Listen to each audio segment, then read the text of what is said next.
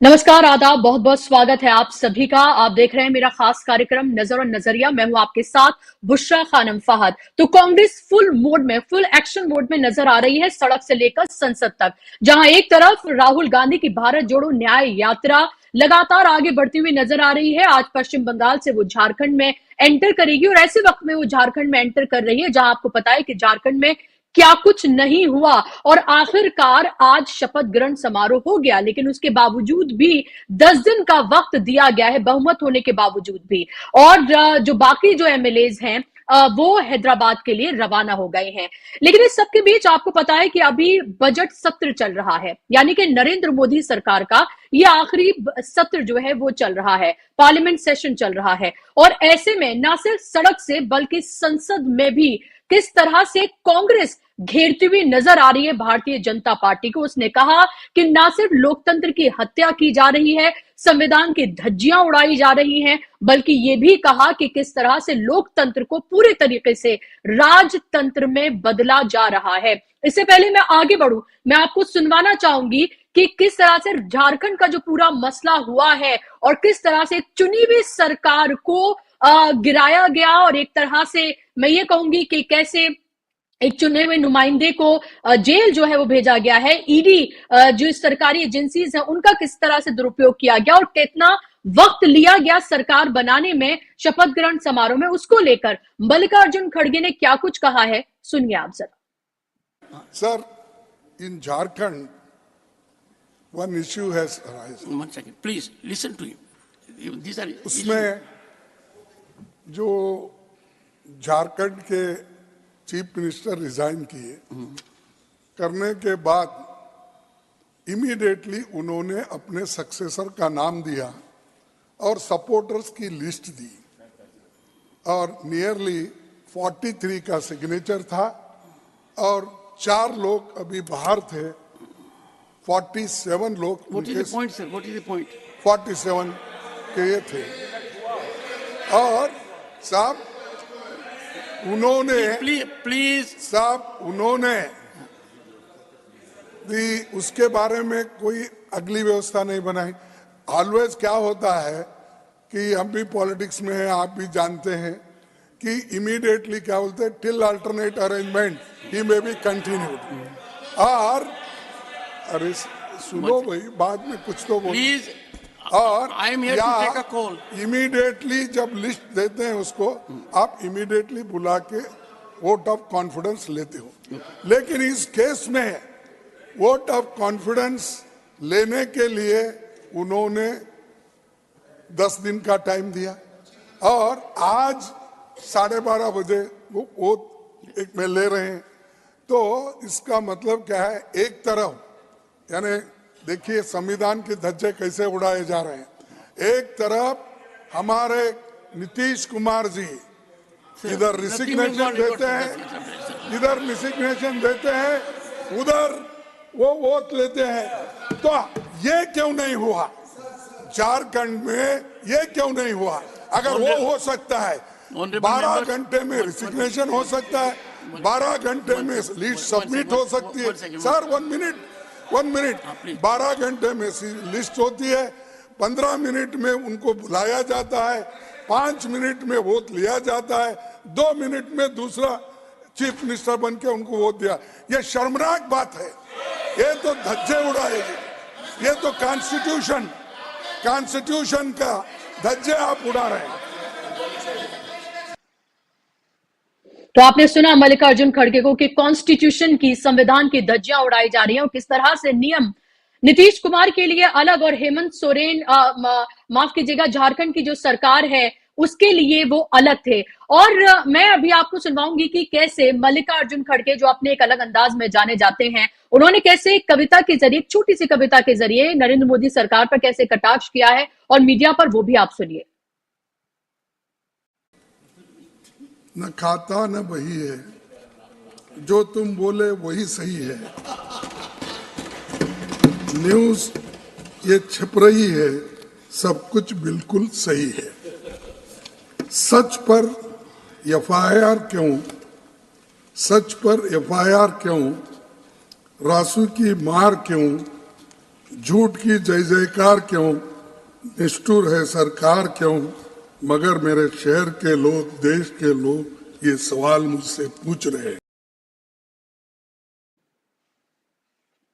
तो एक ये कटाक्ष करते हुए एक अलग अंदाज में यहां पर नजर आए मल्लिकार्जुन खड़गे, लेकिन सबसे महत्वपूर्ण बात जो गौरव गोगोई ने कही है वो मैं आपको सुनवाना चाहूंगी। आपको पता ही होगा कि पिछले सत्र में किस तरह से 146 से ज्यादा सांसदों को बाहर का रास्ता दिखा दिया गया था, और तब भी जो कांग्रेस के और तमाम दलों के जो सांसद थे उन्होंने प्रोटेस्ट किया था, जंतर मंतर पर भी प्रोटेस्ट हुआ था। आज इसी बात को गौरव गोगोई ने उठाया, लेकिन आप ये देखिए कि आप सांसदों को बाहर का रास्ता दिखा सकते हैं, एक तरह से थोक के भाव में उनको बाहर का रास्ता दिखाया गया, पार्लियामेंट में उन्हें बोलने नहीं दिया गया। और जब गौरव गोगोई आज भी बोल रहे थे तो देखिए किस तरह से लोकसभा स्पीकर ओम बिरला उन्हें बार बार रोकते हुए नजर आए और उनको ये ताकीद करते हुए नजर आए कि आप इस पर सवाल, कार्रवाई पर सवाल नहीं उठा सकते हैं। लेकिन आप सुनिए गौरव गोगोई ने कितनी महत्वपूर्ण बातें कही हैं, आज देश किस मोड़ पर आकर खड़ा हो गया है उसको लेकर। सुनिए आप गौरव गोगोई को।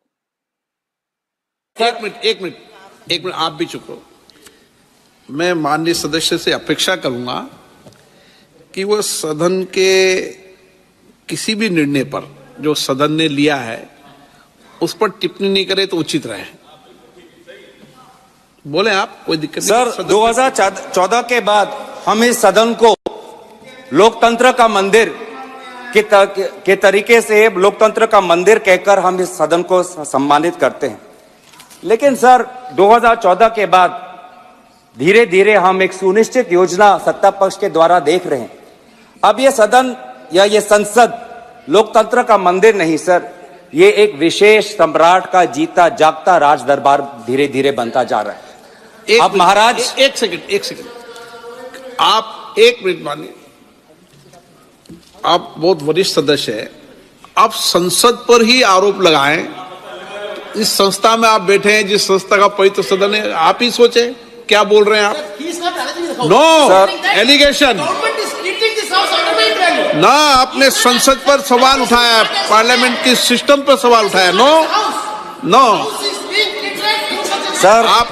सर मैं अपनी बात रखूं। हाँ। मैं सदन की मर्यादा और भारत की संसदीय की इतिहास की मर्यादा की संरक्षण में बोल रहा हूं। बात कर रहा हूं सत्ता पक्ष की सुनिश्चित योजना, क्योंकि जब भी यहाँ पे महाराज जब आते हैं तो सारे सांसद खड़े होकर ताली बजाते हैं, उनका जयकार होता है। जो जिस जिम्मेवारी से हम आते हैं, जिस जिम्मेवारी से हम आते हैं सर, वो जिम्मेवारी को हम भूल जाते हैं। और महाराज भी आते हैं, कुछ क्षण बैठते हैं और फिर वो चले जाते हैं, विदाई देते हैं और एक भी सवाल का उत्तर नहीं देते। सर इससे पहले भी सदन में और इस संसद में बहुत से प्रधानमंत्री राष्ट्रपति के अभिभाषण में बोले ना, माननीय आदरणीय अध्यक्ष महोदय, राष्ट्रपति के अभिभाषण में बोले। इस संसद की बात कर रहे हैं। हाँ, संसद में बोले, संसद के इतिहास की बात कर रहे हैं सर। इस संसद के इतिहास में बहुत से प्रधानमंत्री आए हैं, सभी प्रधानमंत्री ने अपने अपने कर्तव्यों का पालन करते हुए प्रश्नों का उत्तर दिया, लेकिन हमने शायद पहली बार हमने एक महाराज को देखा जिसने 5 साल में किसी भी विभाग का प्रश्न का उत्तर नहीं दिया। गलत सर, ये ख्वाहिश हो सकती है सर, ये उनकी व्यक्तिगत ख्वाहिश हो सकती है कि भारत की लोकतंत्र को राजतंत्र में परिवर्तित कर दे।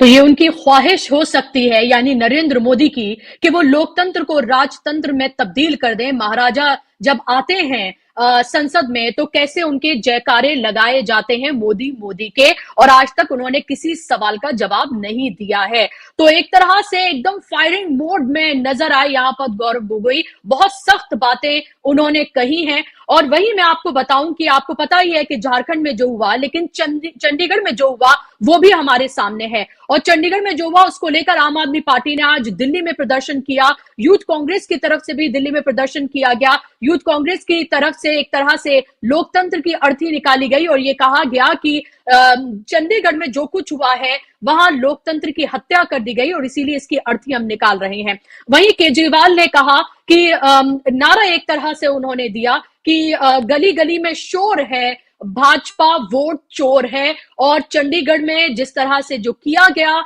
जो धांधलीबाजी की गई उसको लेकर लगातार प्रदर्शन जो है वो किया जा रहा है। चंडीगढ़ में पहले किया गया था कांग्रेस की तरफ से, और दिल्ली में आज कांग्रेस की तरफ से, यूथ कांग्रेस की तरफ से, और आम आदमी पार्टी ने बड़े पैमाने पर किया। तो इंडिया गठबंधन और कांग्रेस सड़क से लेकर संसद तक सरकार को, भारतीय जनता पार्टी को घेरती हुई नजर आ रही है, और वो तमाम सवाल पूछ रही है जो जायज हैं। और इसी पर आज हम बात करेंगे कि क्या लगातार लोकतंत्र पर खतरा मंडरा रहा है? क्या वाकई में संविधान की धज्जियां उड़ाई जा रही हैं? क्या लोकतंत्र की हत्या की जा रही है? क्या जो जितनी भी एजेंसीज हैं उनके जरिए विपक्षी दलों को खत्म करने की, विपक्ष को खत्म करने की क्या पूरी साजिश रची जा रही है? इसी पर आज हम बात करेंगे, क्योंकि बेहद महत्वपूर्ण है। लोकसभा इलेक्शन से पहले, 2024 से पहले जो कुछ हो रहा है वो आप सबके सामने है कि कैसे विपक्ष के नेताओं को लगातार टारगेट किया जा रहा है, चुनी हुई सरकारों को गिराया जा रहा है, ईडी के जरिए ये पूरी तरीके से एक खेल जो है रचा जा रहा है, ये विपक्ष का लगातार इल्जाम है। इसी पर आज हम बात करेंगे, चर्चा करेंगे। इस पर बात करने के लिए मेरे साथ खास मेहमानों का पैनल जुड़ गया है, इनका तारुफ मैं आपसे कराना चाहूंगी। मेरे साथ राकेश कपूर जी हैं, सीनियर जर्नलिस्ट हैं, वेटरन जर्नलिस्ट, जाना माना चेहरा। आपका स्वागत है राकेश जी। हेमंत अत्री जी को आप देख सकते हैं, लगातार तमाम प्लेटफॉर्म्स पर मुखर होकर अपनी बात को रखते हैं, सीनियर जर्नलिस्ट हैं। और सुनील शुक्ला जी, जाना माना चेहरा, तमाम प्लेटफॉर्म्स पर उनको भी आप देखते हैं, सीनियर जर्नलिस्ट, मेरे साथ जुड़ गए। तीनों मेहमानों का बहुत बहुत इस्तकबाल, स्वागत। शुरुआत हेमंत जी मैं आपसे अगर करना चाहूं तो आप ये देखिए, सड़क से लेकर संसद तक बेहद मुखर नजर आ रही है कांग्रेस। एक तरफ जहां भारत जोड़ो न्याय यात्रा चल रही है और वो झारखंड में आज एंटर हो जाएगी पश्चिम बंगाल से, और ऐसी स्थितियों में वो एंटर हो रही है। आपको पता है कि ओथ तो दिलवा दी गई है, लेकिन 10 दिन का वक्त जो है वो दे दिया गया है, और ऐसा लग रहा है ये 10 दिन जो है वो बोरो किए गए हैं कोई खेल करने के लिए, और इसीलिए हैदराबाद जो है वो शिफ्ट कर दिया गया है एमएलएस को। लेकिन बात में यहां पर जो बहुत महत्वपूर्ण बात खड़गे ने कही और उसके साथ साथ गौरव गोगोई ने कही, उस पर मैं आपका कमेंट चाहूंगी। वो कह रहे हैं कि अनाकी में बदलने की, राजतंत्र में बदलने की कोशिश है इस लोकतंत्र को, और खड़गे ने कहा कि संविधान की धज्जियां उड़ाई जा रही हैं, तो वहीं यूथ कांग्रेस ने लोकतंत्र की अर्थी ही निकाल दी। देखिए बुशरा जी, आज जो कुछ हुआ सदन के अंदर, उसमें जो सबसे महत्वपूर्ण बात देखने की, देखिए संसद का ये मौजूदा कार्यकाल का आखिरी सत्र है, इसके बाद सरकार चुनाव में चली जाएगी। तो उसमें निश्चित है कि सारी बातें सारे दल अपने अपने हिसाब से कहेंगे, और राष्ट्रपति के अभिभाषण पर चर्चा पे खड़े हुए थे, चाहे वो राज्यसभा में खड़गे साहब हो या चाहे लोकसभा में गोगोई। अब सवाल ये है कि आपने, विपक्ष का तो जो काम है वो तो सवाल और मुद्दे उठाएंगे, और वो कोई गलत बात नहीं कर रहे थे, वो बहुत ही जायज बात कह रहे थे दोनों के दोनों। देखिए सबसे महत्वपूर्ण बात यह कि चेयर का रिएक्शन क्या था। चेयर संविधान की रक्षक है, चेयर सदन की रक्षक है, चेयर किसी भाजपा की रक्षक नहीं है, किसी राजनीतिक दल की रक्षक नहीं है, और दोनों ही चेयर्स का आपने रुख देखा होगा। खड़गे जैसा वरिष्ठ आदमी, जो न केवल कांग्रेस पार्टी का अध्यक्ष है, बल्कि जिसका 5.5 दशक का एक स्वर्णिम कैरियर है, एक तरीके से आप कह सकते हैं, और इस देश के वरिष्ठतम नेताओं में से एक है, उनको जिस तरीके से चेयर बार बार रोक रही थी, बोलने से रोक, वो क्या कुछ गलत बात कह रहे थे? क्या कोई असंवैधानिक बात कह रहे थे? वो एक ऐसी बात उठा रहे थे जो इस देश के लिए आज की तारीख में और आने वाले समय में सबसे महत्वपूर्ण है। जो झारखंड में जिस तरीके से सरकार के साथ शपथ दिलाने में खेल किया गया, और जैसा आपने इंट्रोडक्शन में कहा कि अब समर्थन करने के लिए, साबित करने के लिए 10 दिन का समय, सारी की सारी चीजें एक नई परिपाटी को जन्म दे रही है। इसी तरीके से लोकसभा के अंदर देखिए आप, स्पीकर का काम क्या है? स्पीकर का काम है सांसदों को बोलने का समय देना, ऑर्डर कायम रखना। उन्होंने तो कोई गलत बात कही नहीं, गोगोई नहीं, तो उसके बावजूद भी स्पीकर, जो पार्टी के एमपीज थे, उनसे ज्यादा स्पीकर एजिटेट हो रहे थे। तो चेयर का काम कहीं ना कहीं सरकार को बचाना हो गया है, संविधान और सांसदों के अधिकारों को बचाना नहीं है। अब इसमें उन्होंने कौन सी ये गलत बात कही कि महाराजा का दरबार है? कभी भी आप मोदी को देखिए सदन में जब आते हैं तो किस तरह के जयकारे लगते हैं, जय जयकार होती है, मोदी मोदी होती है। कभी इस देश में आपने सुना था? कभी इससे पहले कभी नहीं सुना था आपने।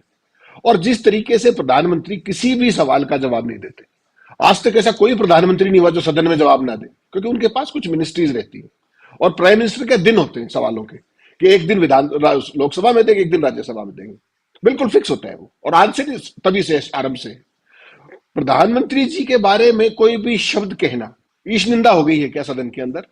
आज तो ऐसा लगा लोकसभा के अंदर। और दूसरी सबसे बड़ी बात यह है कि देखिए, आपने जिक्र किया चंडीगढ़ नगर निगम का। एक बात बड़ी साफ हो गई है बुशरा जी इस पूरे खेल में, कि भारतीय जनता पार्टी का जो अति आत्मविश्वास है ना, वो अब उस सारे देश को समझ में आने लगा है कि आपके पास 20 हो और मेरे पास 16 हो, लेकिन जो डंडे का बल है, जो सत्ता का बल, उसके सारे जीतूंगा मैं। जो पार्टी एक मेयर के चुनाव में इस लेवल पर उतर सकती है, तो आपको क्या लगता है किसी प्रधानमंत्री और मुख्यमंत्री के चुनाव में वो पार्टी क्या करेगी या क्या करती होगी, किस लेवल तक जाते होंगे। राहुल गांधी की यात्रा बिहार में जानी थी, उससे पहले वहां खेला कर दिया। अब सारे का सारा गेम झारखंड में भी यही था। 2 दिन का जो समय बाय किया गया, कभी आपने सुना है कि 2 दिन तक चुनाव और सारी चीजें होते हुए भी, पूरा सदन होते हुए भी, मुख्यमंत्री के बिना कोई स्टेट चला हो? ये नई परिपाटी कायम की जा रही है। और अब 10 दिन का समय देना, आमतौर पे होता तो ये है कि मुख्यमंत्री तो ये कहेगा कि मैं कल भी, जिसके पास बहुमत है वो कहेगा मैं कल भी साबित कर दूंगा। गवर्नर ने 10 दिन का टाइम क्यों दिया? सीधी सीधी बात है कि राहुल की यात्रा के दौरान बिहार में खेल कर चुके हैं और झारखंड में प्रयास जारी है, ताकि वो ये दिखा सके कि जहां जहां ये गए वहां वहां पार्टी का सत्यानाश होता गया। ये है भारतीय जनता पार्टी का एजेंडा। चूंकि उनके पास कोई पॉजिटिव एजेंडा नहीं है, तो उनको करना क्या है कि उनको for the all the wrong reasons, देखिए मीडिया तो दरबारी हो गए हैं, उन्होंने तो कोई सवाल उठाना नहीं है, तो ऐसी सूरत में वो जो कुछ भी कर दें वही मास्टर स्ट्रोक होता है। पिछले 10 साल का तो यही रिकॉर्ड है। तो अब दिक्कत ये सबसे बड़ी आ रही है कि जो विपक्षी दल है वो संसद में जिस तरीके से दहाड़ रहे हैं, उनका ये आखिरी सत्र है संसद का, क्या वो यही मोमेंटम फील्ड में जाके बना सकते हैं? क्या लोगों को ये समझा सकते हैं जो खड़गे साहब ने कहा कि आखिरी चुनाव होगा? क्या लोगों को समझा सकते हैं? और भारतीय जनता पार्टी का आप कमाल देखिए कि उन्होंने इन चीजों को डिफेंड करना भी छोड़ दिया है, वो इससे आगे बढ़ गए। कल का जो बजट आपने आया अगर देखा हो, बजट के अंदर कोई भी घोषणा किसी भी तरीके की, आप देख रहे होंगे पिछले 15-20 दिन से पेट्रोल के दाम कम होंगे, डीजल के जो प्लांटेड खबरें आती हैं मीडिया में 10 रुपए कम होंगे। उसके बाद ये था कि किसान जो सम्मान निधि है उसको बढ़ाया जाएगा, डबल किया जाएगा, महिला किसानों को वो किया जाएगा। कोई घोषणा नहीं हुई। इसका मतलब समझ रहे हैं आप? आयकर के लिए कोई घोषणा नहीं हुई, कॉमन मैन के लिए कोई घोषणा नहीं हुई। इसका मतलब समझिए आप, भारतीय जनता पार्टी का जो एक न्यूली फाउंड कॉन्फिडेंस है, इसकी रूट में जाइए आप। ये कॉन्फिडेंस इनको चंडीगढ़ नगर निगम के चुनाव के बाद, बिहार की सरकार को पलटने के बाद, ईवीएम के साथ जो खेल करते हैं उसके ऊपर उनका इतना भरोसा है कि उनका वोटर से कोई वास्ता ही नहीं। आज कुछ अखबारों में आप हेडिंग देखिए क्या है कि सारे वायदे कल पे छोड़ दिए हैं। चुनाव आपने आज लड़ना है और वायदे कल पे छोड़ दिए, यानी कि चुनाव के बाद जो बजट होगा। ये जो अति विश्वास है, जो ये ओवर कॉन्फिडेंस है, ये बिना कारण नहीं है। देश के अंदर जो लोकतंत्र के 4 स्तंभ थे, चारों के 4 आज लोकतंत्र की अर्थी को कंधा दे रहे हैं। चारों के चारों। कौन सा स्तंभ अपना काम कर रहा है? चुनाव सिर पर है। इलेक्टोरल बॉन्ड का फैसला कब से पेंडिंग है? किसके पास पेंडिंग है? ईवीएम का फैसला किसके पास पेंडिंग है? ये हो क्या रहा है देश में?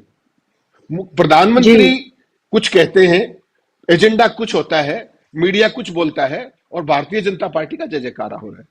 तो कोई किसी ब्यूरोक्रेसी में कोई सवाल उठा रहा हो, तो कोई विधानसभा, कोई लोकसभा, कोई राज्यसभा, कहीं पर नियमों के मुताबिक काम हो रहा हो। केवल लोकतंत्र को चलाया नहीं जा रहा, लोकतंत्र को हाँका जा रहा है। और ये बहुत ही दुर्भाग्यपूर्ण स्थिति है। लेकिन विपक्ष को, आम आदमी को इस बात से जोड़ना होगा, उनको बताना होगा कि ये डेमोक्रेसी बहुत ही हार्ड अर्न्ड है, ये खैरात में नहीं मिली हमें। और अगर इस तरह की स्थितियां जो कायम रहती हैं या आगे बढ़ती हैं, तो लोकतंत्र के लिए नहीं, आप और मेरे लिए बोलना भी मुश्किल हो जाएगा। और हो सकता है ये बहुत जल्दी हो भी जाए चुनाव से पहले ही। उस काम पे वो लगे हुए हैं। जी बिल्कुल, बहुत महत्वपूर्ण बातें आपने यहाँ पर कही है। लेकिन राकेश कपूर जी, सवाल मेरा ये है कि जिस तरह से लगातार राज्यसभा और लोकसभा में विपक्ष के नेताओं को बोलने ही नहीं दिया जाता है, एक तरह से ऐसा लगता है कि इतनी परेशानी सत्ता में बैठे लोगों को नहीं होती है जितने स्पीकर साहब को हो रही होती है।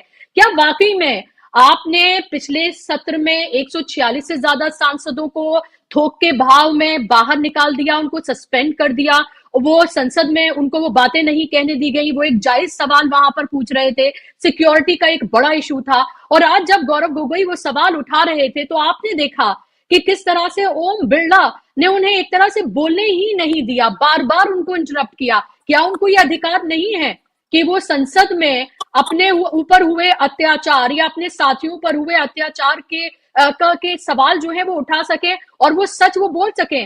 कि किस तरह से लोकतंत्र को राजतंत्र में बदला जा रहा है। वो तस्वीरें आपने हमने सबने देखी हैं। जब मोदी संसद में आते हैं तो कैसे मोदी मोदी के जयकारे लगते हैं। देखिए, मैंने 25 साल तक संसद कवर की है, दोनों सदन कवर किए हैं। मैंने तो कभी ऐसा आलम देखा नहीं संसद के किसी भी सदन में। और बड़ी अत्री जी ने एक बात कही और आपने भी कहा कि बड़ी मुश्किलों से हमने ये लोकतंत्र, ये जमहूरियत पाई है। हमारी पुरानी पीढ़ियों ने कुर्बानियां दी हैं इस लोकतंत्र को पाने के लिए। और ये उस गांधी का लोकतंत्र है, उस गांधी ने ये लोकतांत्रिक व्यवस्था दी जिसने ये कहा था 1947 या 46 में, जब अमेरिकी एक पत्रकार लुई फिशर को उन्होंने अपना इंटरव्यू दिया तो कहा कि मैं अपने विरोधी के विचार अपने से ऊंचे आसन, उसको अपने से ऊंचे आसन पर बैठाकर सुनना पसंद करूंगा। ये गांधी का लोकतंत्र था।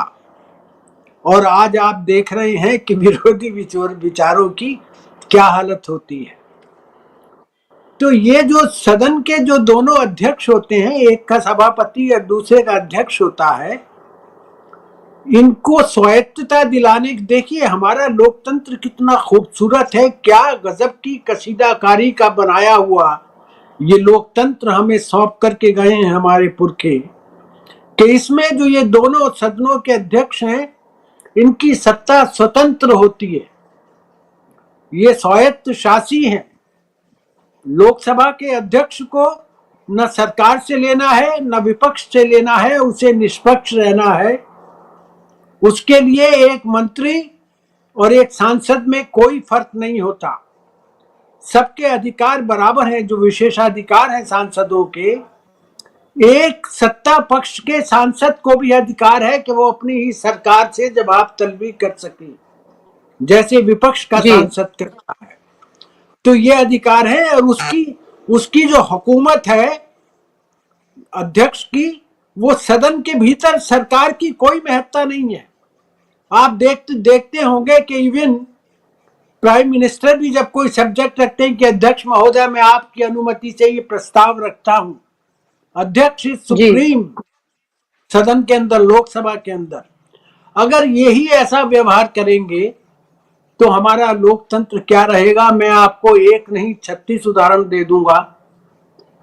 सरदार हुकम सिंह से लेकर के ढिल्लो और जो संजीव रेड्डी और दूसरे जितने भी अध्यक्ष हुए हैं, उनमें वक्त जाया होगा। लेकिन हमारे पास ऐसी बहुत सारी नजीरें हैं, और वायलेट अल्वा हो चाहे राज्यसभा में, या डॉक्टर राधाकृष्णन हो, इनकी भी बहुत सारी नजीरें हैं। किस तरीके से सरकार को ये घुटनों के बल ले आया करते थे किसी मुद्दे पर, जब कोई मुद्दा बड़ा होता था, और ऑर्डर कर देते थे कि फलाने मंत्री को पेश कीजिए आप सदन के अंदर। ये तक अध्यक्षों के पास अधिकार होता है। प्रधानमंत्री सदन में आकर के जवाब दें, ये भी अध्यक्ष के पास अधिकार होता है। अध्यक्ष सुप्रीम होता है। लेकिन आज जो सवाल जो उठाए गए हैं ना राज्यसभा और लोकसभा में, और जो झारखंड का सवाल है ना, जो खड़गे जी ने सवाल उठाया, बुशा जी देखिए, that is the question of constitutional propriety. Constitutional propriety का सवाल उठाया खड़गे जी ने, और कहा है कि जिस तरीके से झारखंड में, आप हमें बताइए कि बुधवार रात के 10:30 बजे से और आज शुक्रवार जुमे के दिन 12:30 बजे तक किसकी सरकार थी, किसका शासन था? क्या वहां राष्ट्रपति शासन था? क्या वहां कोई मुख्यमंत्री था? किसकी सरकार चल रही थी, किसका शासन चल रहा था? This is the question of constitutional propriety. और जो लोकसभा में जो सवाल उठाया है अपने गौरव गोगोई ने, वो है पार्लियामेंट्री प्रोसीजरल मोरालिटी का सवाल उठाया उन्होंने। उनका भी बहुत महत्वपूर्ण मुद्दा उठाया उन्होंने जो मॉरलिटी है वो खत्म हो रही है। उसको आप वापस लाइए 146 सांसदों का थोक के हिसाब से उनकी बर्खास्तगी या उनकी मुअत्तली, बर्खास्तगी तो नहीं, उनकी मुअत्तली, कि आज जो दुनिया का सबसे बड़ा संसदीय लोकतंत्र कहलाता है, क्या ये कोई साधारण सी बात है? क्या कोई ये सामान्य बात है?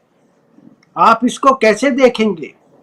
सवाल ये खड़गे जी ने सवाल उठाया कि जब नीतीश कुमार 8 घंटे में खेल कर सकते हैं वहां पर, तो जो आपके सामने जो चंपाई सोरेन है वो आपको लिस्ट दे रहा है, कह रहा है कि भाई मेरे पास बहुमत है, और कोई दूसरा आदमी दावा नहीं ठोक रहा सरकार बनाने का। जी जी।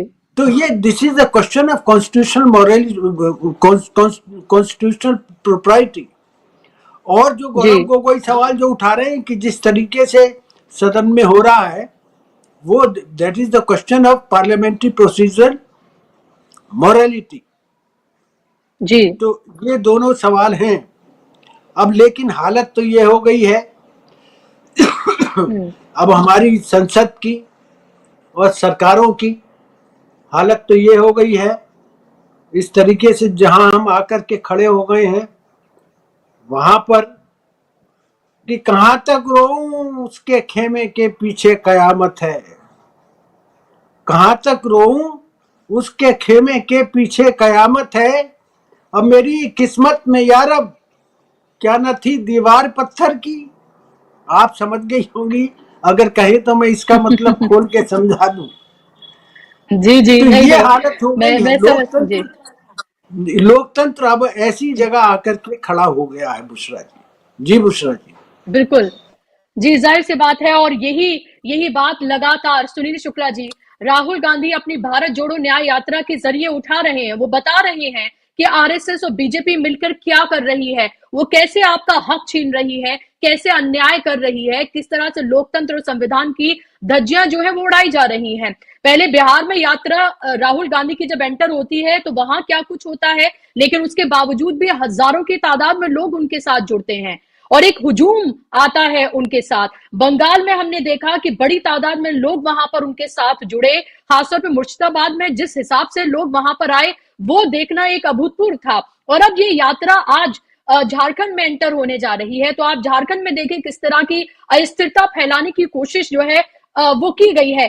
क्या आपको ये लग रहा है कि दरअसल ये भारत जोड़ो न्याय यात्रा, इंडिया गठबंधन की एकजुटता, अभी तक को एक नीतीश कुमार चले गए लेकिन उसके अलावा तमाम दल अभी तक इंटैक्ट हैं, यही डर जो है वो बीजेपी को सता रहा है और इसीलिए सड़क से लेकर संसद तक पूरी तरीके से खामोश करने की कोशिश है विपक्ष को। चंडीगढ़ एक एग्जाम्पल है, जिस तरह से सस्पेंड किया गया सांसदों को वो एग्जाम्पल है, बिहार से लेकर झारखंड में जो हुआ वो एग्जाम्पल है, दिल्ली में क्या करने की कोशिश की जा रही है अरविंद केजरीवाल के साथ वो भी एक एग्जाम्पल है।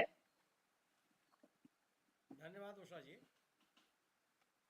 भारतीय जनता पार्टी जो अब तक ये माहौल बनाए हुए थी कि वो अपराजेय है, वो ध्वस्त हो गया।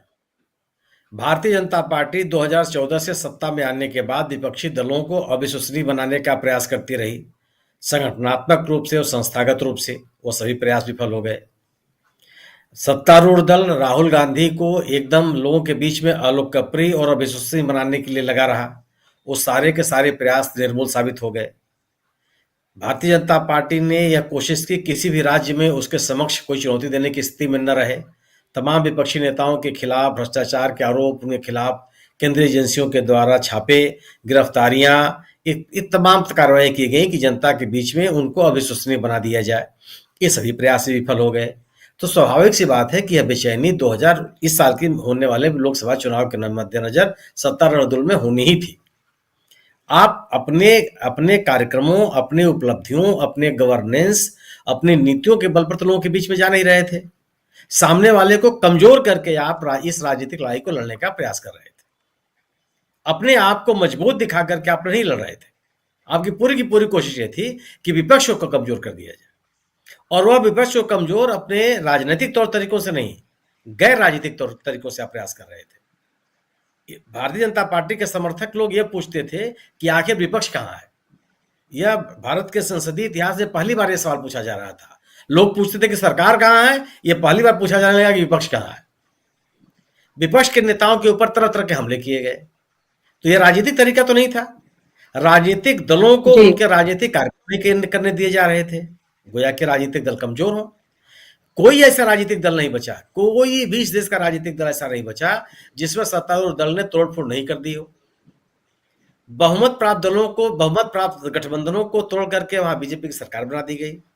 जितने गैर राजनीतिक तौर तरीके हो सकते थे सब अपनाए गए। किस लिए? कि विपक्ष अविश्वसनीय बन जाए, विपक्ष के प्रति लोगों का लगाव खत्म हो जाए, और एकमात्र विकल्प के रूप में भारतीय जनता पार्टी और भारतीय जनता पार्टी का नेतृत्व ही लोगों के सामने रहे। ये सभी के सभी प्रयास जो सालों साल चलते रहे, ये सब के सब लोगों ने खारिज कर दिया। आज राहुल गांधी ने, आज इस देश के में इस सरकार के खिलाफ अगर कोई राजनीतिक माहौल बना तो उसके पीछे राहुल गांधी का योगदान है। जिस राहुल गांधी को एक रिलक्टेंट पॉलिटिशियन का नाम दिया गया, जिस राहुल गांधी को यह बताया गया कि ये लोग केवल और केवल सत्ता में रहने के लिए बने हैं और सत्ता में रहने के दौरान केवल भ्रष्टाचार में लिप्त रहे हैं, उस राहुल गांधी को सुनने के लिए बड़ी संख्या में लोग सड़कों पर उतर आए। यह पिछले जो उनके भारत जोड़ो यात्रा थी वो भी दिखाई पड़ी, और जो आज भारत जोड़ो न्याय यात्रा चल रही है उसमें भी दिख रही है। यह बेचैनी है कि अगर भारतीय जनता पार्टी इन नेताओं को लोकप्रिय बनाने का प्रयास कर रही थी और इन नेताओं को सुनने के लिए बड़ी तादाद में लोग मौसम की परवाह किए बगैर मौजूद हो रहे हैं, तो आखिर कैसा क्यों हो रहा है? भारतीय जनता पार्टी ने पूरी कोशिश की कि विपक्षी दलों का गठबंधन न बनने पावे, तमाम तरह के दबाव डाले गए। उसके बावजूद 26-28 दल एक साथ चले आए, इंडिया दल समूह बन गया, और उस इंडिया दल समूह ने लगातार चुनौती देने की कोशिश की। इंडिया दल समूह बनने के बाद कर्नाटक को, तेलंगाना और हिमाचल जैसे राज्यों में इस समूह को सफलता ही मिली, कांग्रेस को लोगों ने सत्ता मिला दिया, और भारतीय जनता पार्टी जो स्थानीय राजनीतिक दल थे उनका विकल्प नहीं बन पाई। जैसे तेलंगाना का चुनाव देखिए, वहां एक स्थानीय राजनीतिक दल था, लेकिन वो बीजेपी के लोगों ने उसका विकल्प नहीं माना, वहां कांग्रेस आ गई सत्ता में। कर्नाटक में भारतीय जनता पार्टी अपने जिस तौर तरीके की राजनीति करने के लिए जानी जाती है वो सभी हथकंडे अपनाए, लेकिन वो एक नहीं चला। लोगों को अपने संसदीय इतिहास में एक बहुत ही शर्मनाक पराजय का सामना करना पड़ा उनको, वो भी हार गए, सत्ता से बाहर हो गए। तो उस यात्रा का एक राजनीतिक लाभ भी दिखाई पड़ा, तत्काल राजनीतिक लाभ दिखाई पड़ा, और इंडिया दल समूह सामने आ गया। अब बिहार में आपको नीतीश कुमार मिल गए, आपने उनको तोड़ लिया, और आपने ये संदेश देने की कोशिश की कि इंडिया दल समूह एक साथ नहीं है, लेकिन यह भी परसेप्शन चल नहीं पाया, यह नैरेटिव चल नहीं पाया। आज बीजेपी की बेचैनी है कि सड़क पर जिस विपक्ष को आपने विश्वसनीय बनाने की कोशिश की, वह उतना ही विश्वसनीय बन करके सामने आ गया और लोगों के बीच में अपने विश्वास को कायम करने में सफल हो गया। जहां जहां आपने सरकारें तोड़ करके बनाई, जैसे आपने महाराष्ट्र देख लीजिए, गोवा देख लीजिए, वहां भी आपकी स्थिति नहीं है कि आप वहां जो चुनाव लंबित पड़े हैं अरसे से, आप वहां चुनाव करा लें, चाहे नगर निगमों के चुनाव हो, चाहे पंचायतों के चुनाव हो। जो चुनाव हुए भी, वहां भी आपको पराजय का सामना करना पड़ा। जिस धारा 370 को लेकर के आप अपने आप को शाबाशी देते रहे, उस राज्य में आपको चुनाव कराने की हिम्मत नहीं पड़ रही है। कितने साल गुजर गए, परिसीमन का काम आपने कर लिया, मतदाता सूची का काम आपने पूरा कर लिया, क्यों नहीं चुनाव करा ले रहे हैं? क्षेत्रीय चुनाव क्यों नहीं करा पा रहे? अगर आप वहां आप उतने ही लोकप्रिय हैं, और जो चुनाव एक कराया आपने, वहां आपको बुरी तरह से पराजय का सामना करना पड़ा। मणिपुर में आपकी सहयोगी पार्टी ने आपके साथ प्रचार करने से मना कर दिया।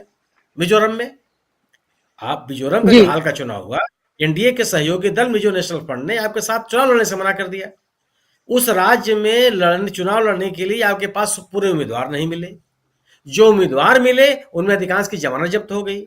तो ये जो बदलता हुआ राजनीतिक परिदृश्य है सड़क पर, वो आपको दिखाई पड़ रहा है। वही स्थिति आपके सदन में है। सदन में भी आप विपक्ष का सामना करने की स्थिति में नहीं है, तो आप सदन में जो विपक्ष आरोप लगाता रहा है कि हमको बोलने नहीं दिया जाता, जनता से जुड़े हुए सवाल उठाने नहीं दिए जाते, तमाम तरह की टिप्पणी होती रहती है, ये भी लोग देख रहे हैं।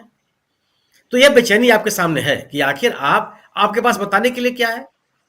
आप अगर क्या कोई भी सरकार अपने गवर्नेंस के मुद्दों को छोड़ करके इधर उधर की बात करेगी तो लोग उसके साथ चले आएंगे? ये तो कभी नहीं हुआ। आप नैरेटिव बना सकते हैं, लेकिन गवर्नेंस के आधार पर बना सकते हैं। अन्य मुद्दों पर नहीं। 10 साल सत्ता में रह करके आप इधर उधर की बात करेंगे तो लोग आपको सुनने के लिए तैयार नहीं होंगे।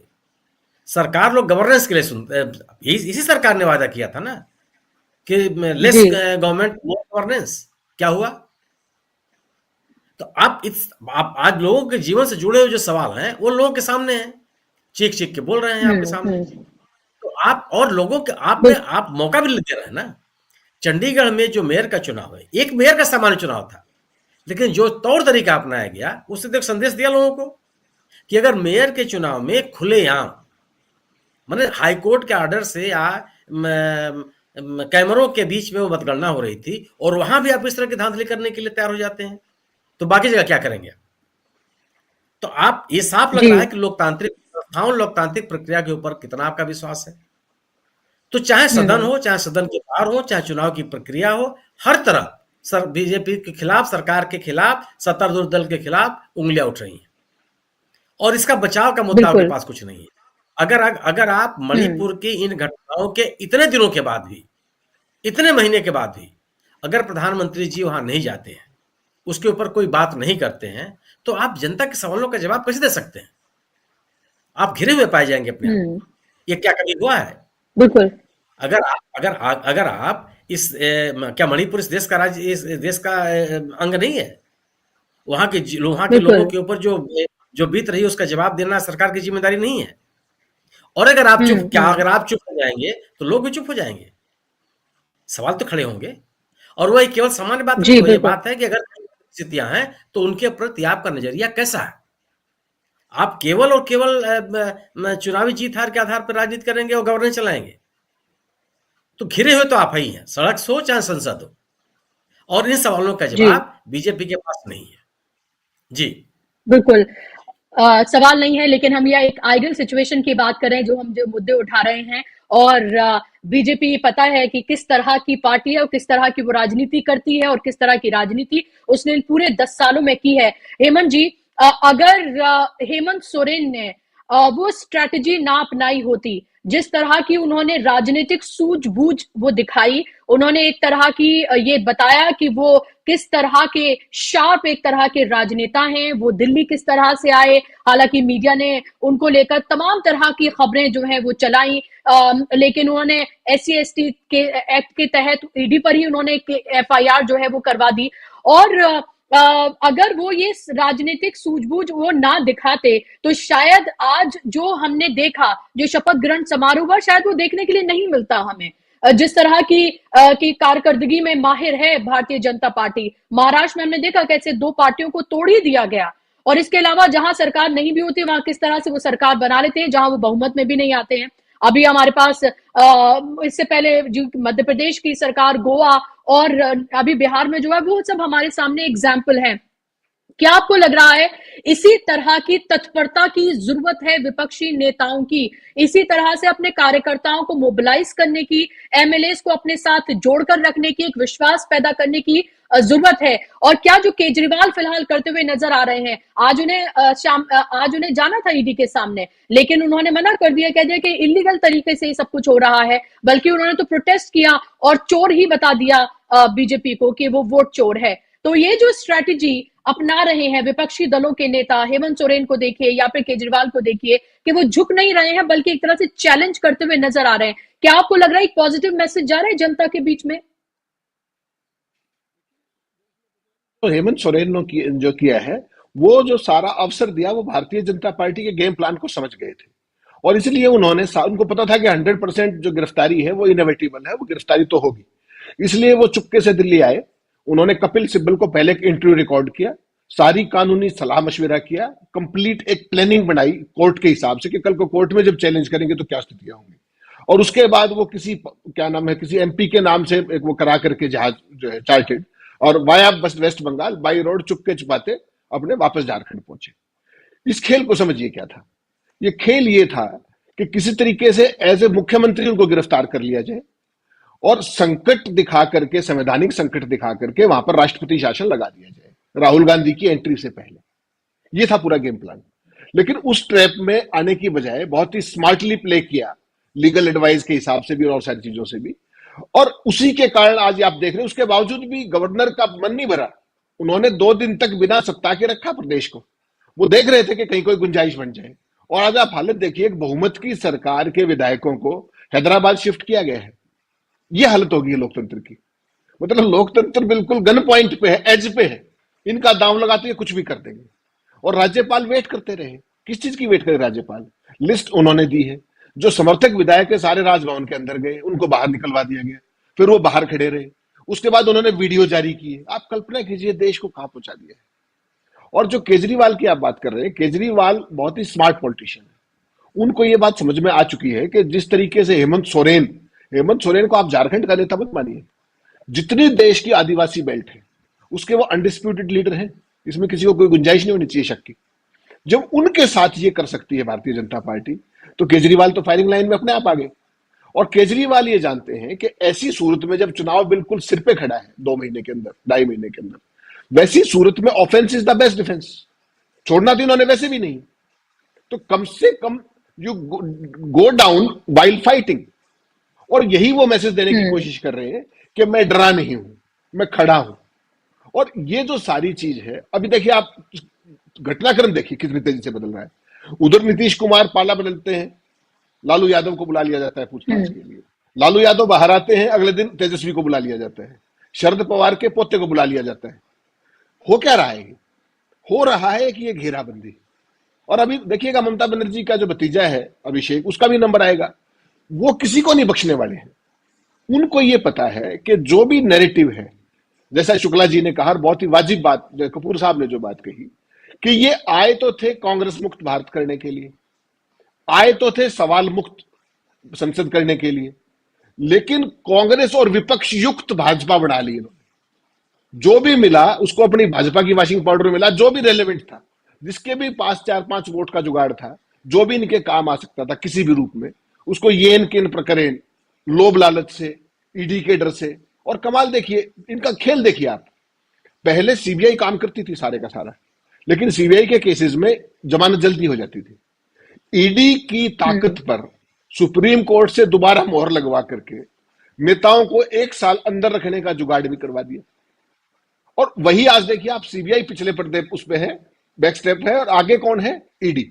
पीएमएलए के केस दर्ज है नेताओं पर, और 1 रुपए की रिकवरी नहीं है। सिसोदिया का काम देखिए आप, संजय सिंह 1 रुपए की बरामदगी नहीं है। पीएमएलए कैसे हो गया? कोई मनी ट्रेल नहीं है, कितने दिन से अंदर है वो। तो ये जो कानूनों का दुरुपयोग, एजेंसियों का दुरुपयोग, और कितने ऐसे नेता, मुझे आप एक बात बताइए, जो हेमंत सोरेन के खिलाफ कौन सा केस दर्ज है अभी? क्या कोई केस दर्ज है उनके खिलाफ एफआईआर? किस केस में उनको अरेस्ट किया है? कल उन्होंने पूछी ये बात। और वहीं पर एक रघुवर दास होते थे जिन्होंने टर्म पूरी की थी, उनके कारनामे देख लीजिए, उनके खिलाफ कितने केस हैं, लेकिन वो वॉशिंग मशीन में धुल चुके हैं। ऐसे ही जो अपने संजय सिंह थे, उनके पास कोई बरामदगी नहीं, सिसोदिया के पास कोई बरामदगी नहीं। 1-2 की जिनकी जमानत हुई, उसमें कोर्ट ने ये कह दिया कि इनके खिलाफ तो कुछ है ही नहीं। केवल जो कन्विक्शन रेट है ईडी का, वो 1% है। और ईडी को आज की तारीख में एक्सटेंशन बना लिया है अपने विंग का, पॉलिटिकल विंग का, जिसका ये साला रिजल्ट सामने है। अब केवल विपक्षी दलों को करना क्या है? जो आवाज वो संसद में उठा रहे हैं, जैसा कपूर साहब कह रहे थे, आम आदमी को केवल एक बात बता दी जाए कि ये जो लोकतंत्र है, ये स्वतंत्रता सेनानियों ने अर्जित किया था। भारतीय जनता पार्टी तो तब आजादी के भी खिलाफ थी, तब भी अंग्रेजों के खिलाफ थी, अंग्रेजों के साथ थी, आजादी के खिलाफ थी।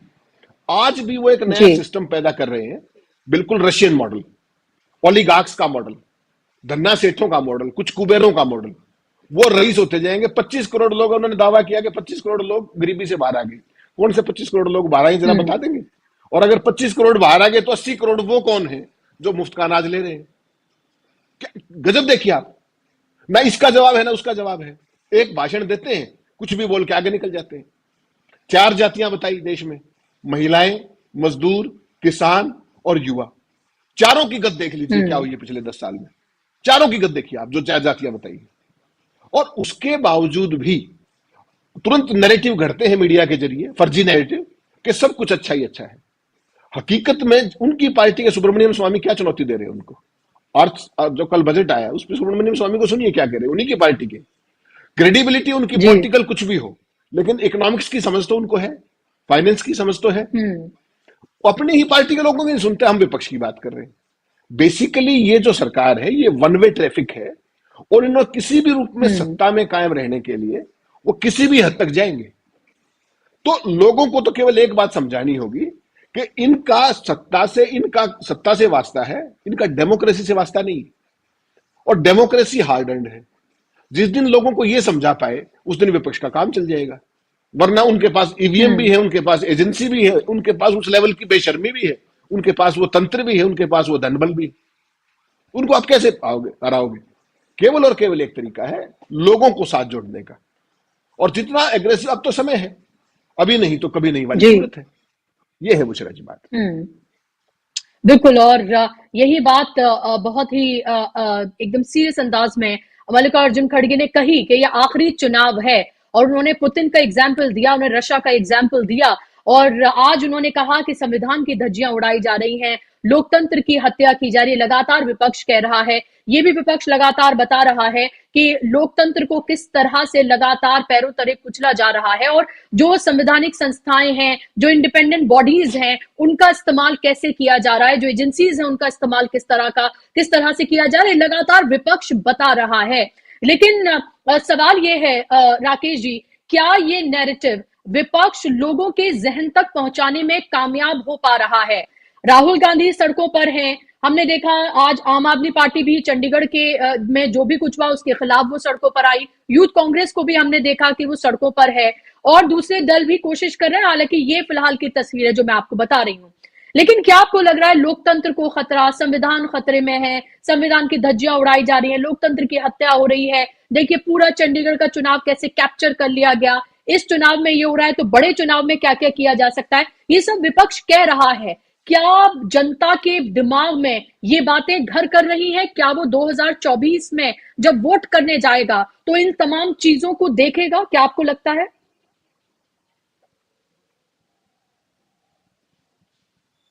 आ रही हैं उजाले में, इनका असर तो पड़ेगा ही कहीं ना कहीं। लेकिन आप हमें ये बताइए कि सिवाय राहुल गांधी के और कोई विपक्ष का बड़ा नेता सड़क पर है? ये जो इंडिया गठबंधन बना है इसका और कोई दूसरा नेता, चूंकि केजरीवाल पर भी ईडी का मामला है इसलिए केजरीवाल आज सड़क पर दिखाई दिया, बीच में कुछ भाषणबाजी तो करते रहे, लेकिन सड़क पर कौन निकला हुआ है? सड़क पर तो सिर्फ राहुल गांधी है जो हुई टेकिंग ऑन बीजेपी जी, और तो उनके अलावा और कोई दूसरा नेता नहीं है सड़क पर। और मैं मानता हूं कि असली लड़ाई जो है वो कांग्रेस और बीजेपी के बीच में ही है, चूंकि ये विचारों के विमर्श का महायुद्ध होने जा रहा है। 2024 का चुनाव, मैं शुरू से कहता हूं कि ये साधारण चुनाव नहीं है, असामान्य चुनाव है। जो Chandigarh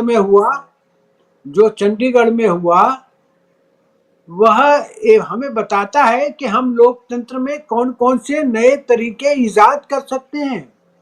how to rig the पोल, पोल को रिग करने के हम कैसे कैसे तरीके इस्तेमाल कर सकते हैं, और हम क्या पाकिस्तान बनते जा रहे हैं क्या? ये एक सवाल दूसरा सबसे बड़ा है जो पाकिस्तान की डेमोक्रेसी में होता है और जिसकी शिकायतें मिलती हैं। चंडीगढ़ में कुछ ऐसा ही खेल हो गया, चंडीगढ़ का जो उदाहरण जो है। लेकिन मेरा विश्वास है क्योंकि बीजेपी इसी लोकतांत्रिक परंपरा से, इसी लोकतांत्रिक पद्धति से सत्ता पर आई है, तो उसे भी ये ध्यान होगा कि लोकतंत्र वो प्रणाली है, वो व्यवस्था है जिसमें एक गरीब का बेटा मुख्यमंत्री भी बन सकता है और प्रधानमंत्री तक बन सकता है, जैसा कि नरेंद्र मोदी स्वयं कहते हैं। तो इस तरफ भी इन पार्टी का ध्यान होगा, और मेरा विश्वास सबसे ज्यादा रहता है लोगों पर, इस देश की जनता पर। इस देश की जनता ने बहुत सारे धक्के खाए हैं, फिर संभले हैं, इसलिए मैं निराशावादी नहीं हूं। मैं आपके प्रोग्राम में हमेशा आता हूं, मैं निराशावादी नहीं हूं। मैं नहीं मानता कि ये आखिरी चुनाव होंगे। मैं इस कथन से मैं इस वक्तव्य से मतभेद रखता हूं। चुनाव होंगे, चुनाव होते रहेंगे, लेकिन ये लोगों को देखना होगा, लोगों पर निर्भर करेगा, इस देश की जनता पर निर्भर करेगा। उनके सामने सारी चीजें हैं और लोगों पर विश्वास है, और लोगों पर विश्वास करते हुए ही महात्मा गांधी ने इस देश को लोकतंत्र दिया था। उन्होंने कहा था, जब उनसे कहा गया था कि आप ये वयस्क मतदान अधिकार दे रहे हैं और ये हिंदुस्तान के लोग तो गरीब गुरबे हैं, बेपढ़े लिखे हैं, मुफलिस हैं और मूर्ख हैं और जो है वो अनपढ़ हैं। तो गांधी जी ने एक बात कही थी कि हिंदुस्तान के लोग अनपढ़ हो सकते हैं, हिंदुस्तान के लोग गरीब हो सकते हैं, मगर हिंदुस्तान के लोग मूर्ख नहीं है। मुझे उनकी व्यावहारिक ज्ञान पर पूरा यकीन है। उनके दुनियावी ख्यालों पर पूरा मुझे यकीन है, वो गलती नहीं करेंगे। तो हिंदुस्तान की जनता में मेरा तो चूंकि लोकतंत्र में विश्वास है, मैं गांधीवादी विचारों का व्यक्ति हूं और गांधी का ही दिया हुआ ये लोकतंत्र है, तो लोग अपने अधिकार जानते हैं, ऐसा नहीं है। बिल्कुल कभी बिल्कुल। और राकेश जी यहाँ पर मैं कुछ लोग जो कमेंट्स कर रहे हैं कमेंट बॉक्स में, वो एक दो कमेंट में यहाँ पर रखना चाह रही थी। विपिन शर्मा है, वो यहाँ पर लिख रहे हैं, हिटलर और रावण का अंत भी संपूर्ण विनाश के कफन में हुआ था। 2024 में भारत माता और लोकतंत्र की आजादी का सूरज निकल रहा है। बापू राहुल गांधी जिंदाबाद, सत्यमेव जयते, जय कांग्रेस इंडिया, ये लिख रहे हैं। और ये भी लिख रहे हैं एक और हमारे दर्शक आनंद मोहंते हैं कि जब सारे नेता जो है वो कुर्सी के लिए पागल हुए हैं, उसके पीछे भाग रहे हैं नेता, तो एक ही शख्स है जो लड़ रहा है और वो राहुल गांधी की यहाँ पर बात कर रहे हैं। तो जाहिर सी बात है, लोगों की समझ में भी ये आ रहा है, या आम दर्शक जो हमारे साथ जुड़ रहे हैं, जो एक राजनीतिक समझ भी रखते हैं, वो लगातार वो इस बात को कह रहे हैं कि जब अति हो जाती है तो अंत होता है। ये उनका साफ तौर पर कहना है। मैं आपके पास लौट रही राकेश कपूर जी, आपकी बात को मैं पूरा करूंगी। सुनील शुक्ला जी से भी बात करना चाह रही थी। सुनील जी, तो क्या हम ये माने कि ये कहा गया कि आखिरी उम्मीद जो है वो एक तरह से राहुल गांधी है, कई लोगों की तरफ से ये कहते हुए मैंने सुना, और ये भी कहा जा रहा है कि अगर सड़क पर कोई लड़ाई जनता की कोई लड़ रहा है तो वो सिर्फ राहुल गांधी हैं। लेकिन आज जब एक प्रेस कॉन्फ्रेंस की जा रही थी तो जयराम रमेश की तरफ से ये कहा गया कि ये कोई चुनावी यात्रा नहीं है, ये राजनीतिक यात्रा जरूर है। हम इसे चुनावी नफे नुकसान की तरह नहीं देख रहे हैं, बल्कि एक राजनीतिक यात्रा है। ये भी कहा गया कि कांग्रेस एक वाहिद एक ऐसी पार्टी है जिसने डायरेक्ट या इनडायरेक्ट रूप से कभी भी बीजेपी के साथ वो नहीं रही, किसी भी तरह से किसी भी मसले पर वो उनके साथ खड़ी हुई नजर नहीं आई। तो ये भी उन्होंने कहा। तो ये पूरे तरीके से, जिस तरह से राकेश कपूर जी भी कह रहे थे कि ये विचारों की लड़ाई है, ये विचारों का महायुद्ध है, क्या आपको लग रहा है लोगों की ये समझ में आ रहा है कि ये गांधी वर्सेस गोडसे, और जिस तरह से लोकतंत्र को बचाने और एक तरफ लोकतंत्र को पूरी तरीके से खत्म करने की जो कोशिश है, ये उसकी लड़ाई है। और ये कहना कि ये चुनावी यात्रा नहीं बल्कि एक राजनीतिक यात्रा है, इसको आप कैसे देखते हैं? नहीं, ये बात तो सही है कि केवल चुनावी नफा नुकसान के आधार पर इस यात्रा का मूल्यांकन नहीं किया जा सकता। यह यात्रा निश्चित रूप से इस देश की समस्याओं को, जनता से जुड़े हुए सवालों को, जनता से जुड़े हुए विचारों को सामने रखने की एक कोशिश है, इसमें कोई दो राय नहीं है। और राहुल गांधी ने जिस तरीके से अपना अभियान चलाया हुआ है और जो वैचारिक मुद्दे लोगों के बीच में लेके जा रहे हैं, तो ये बिल्कुल सही है कि ये इसको एकदम चुनावी मुद्दे के रूप, चुनावी यात्रा के रूप में निरूपित नहीं किया जा सकता, न किया जाना चाहिए। एक वैचारिक लड़ाई और एक वैचारिक आधार ही राहुल गांधी ने रखी है। उन्होंने कहा साफ साफ कि हमारी संघ की जो राजनीति है, आरएसएस की जो राजनीति है, उससे हम असहमत हैं। जो स्वतंत्रता संग्राम के राष्ट्र नायकों ने इस देश को जो एक राजनीतिक विरासत सौंपी है, उसको आगे बढ़ाने की जिम्मेदारी हमारे पास है। लोकतंत्र को बचाना है, संविधान को बचाना है, सवाल इस बात का है। तो यह निश्चित रूप से बड़ा सवाल है, और यह इस बड़े सवाल को लेकर के ही राहुल गांधी लोगों के बीच में है। और ये बिल्कुल सही है, मैं राकेश जी की इस बात से सहमत हूं कि सड़क पर लड़ता हुआ नेता तो राहुल गांधी ही दिखाई पड़ रहा है। अन्य नेता भी सक्रिय हैं, इससे कोई इनकार नहीं कर सकता। अन्य राज्यों में जो क्षेत्रीय दल हैं वो भी अपने अपने स्तर से सक्रिय हैं कि राष्ट्रीय पैमाने पर विपक्ष के मुद्दों को लोगों के बीच में ले जाने की जो जिम्मेदारी राहुल गांधी ने उठाई है वह निश्चित रूप से राहुल गांधी अकेले नेता दिखाई पड़ रहा है। और यही वजह है कि विपक्ष को विश्वसनीयता, विपक्ष के मुद्दे, लोगों से जुड़ने की कोशिश ये राहुल गांधी ने शुरू की।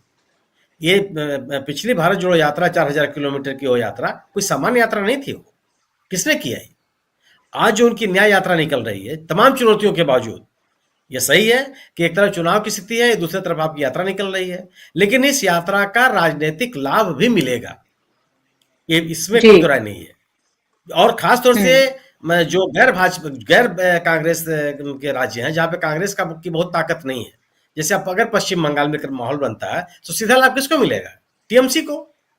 अगर आप बिहार में आते हैं तो कांग्रेस वहां इतनी ताकतवर थोड़ा है कि अकेले अपने बूथे पर 40 की 40 सीटें जीत लड़ लेगी।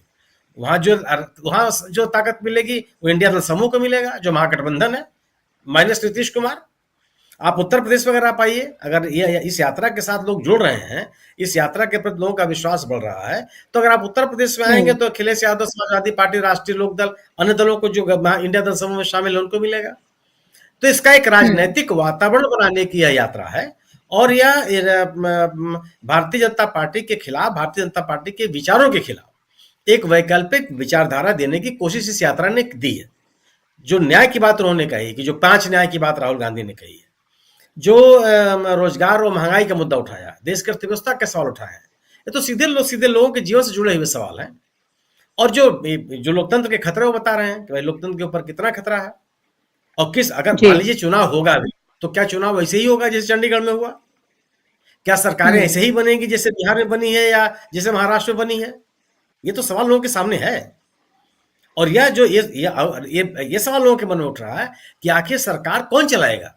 वो चलाएगा जिसको वोट दे रहे हैं, या वो चलाएंगे जो सत्ता के ताकत के बूते जोड़ तोड़ से चुने निर्वाचित प्रतिनिधियों को या राजनीतिक दलों में भेद पैदा करके सरकार बनाने की कोशिश कर रहे हैं? ये लोगों के सामने सवाल है। और इसीलिए आप देखिए कि कर्नाटक में जोड़ तोड़ के सरकार बनी, क्या हुआ? जब चुनाव हुआ तो कहाँ रह गया? स्थितियां वो नहीं होती। तो ये यात्रा निश्चित एक वैचारिक लड़ाई है। यही बात सुनील जी बिल्कुल। और यही बात सुनील जी यहाँ पर कमेंट्स में भी लोग लिखते हुए नजर आ रहे हैं। असलम चिश्ती हैं जो ये लिख रहे हैं कि इस वक्त पूरे मुल्क में राहुल गांधी के सिवा कोई दूसरा नेता दिखाई नहीं दे रहा है जो संघर्ष करे, गरीबों की आवाज को उठाए, सत्य की लड़ाई लड़े। और ये आपके नाम से उन्होंने लिखा है, सुनील शुक्ला जी आपके लिए लिखा है उन्होंने यहाँ पर। और उसके साथ ही आनंद जी जो है वो एक बार और यहाँ पर लिख रहे हैं कि Rahul Gandhi not looking for political benefits but fighting for common people. तो ये लोग हैं लगातार जिनकी ये बात है जो यहाँ पर रखते हुए वो नजर आ रहे हैं और लगातार कमेंट जो है वो लोग कर रहे हैं। और ये लोगों की समझ में भी ये बहुत अच्छे तरीके से आ रहा है कि राहुल गांधी लगातार जो आम आदमी है उसकी आवाज को वो उठा रहे हैं। पॉलिटिकल बेनिफिट वो उस तरह से नहीं देख रहे हैं, लेकिन जहां जहां से यात्रा उनकी निकल रही है, जिस तरह से अभी सुनील जी कह ही रहे थे कि उसका राजनीतिक लाभ न सिर्फ कांग्रेस को बल्कि जो इंडिया गठबंधन के दूसरे दल हैं उनको भी मिलेगा और मिलता हुआ नजर भी आ रहा है। ये एक महत्वपूर्ण बात है। वक्त की कमी है इसलिए आप लोगों से एक छोटा छोटा कमेंट चाहती थी लेकिन अभी नहीं ले पाऊंगी। अगले कार्यक्रम में जरूर एक एक कमेंट्स और या वक्त देने की कोशिश करूंगी, खासतौर पर राकेश कपूर जी को। बहुत बहुत शुक्रिया आप तीनों मेहमानों का कार्यक्रम का हिस्सा बनने के लिए, कीमती वक्त देने के लिए, और शुक्रिया आप तमाम दर्शकों का भी इस कार्यक्रम से जुड़ने के लिए। आज के कार्यक्रम में बस इतना।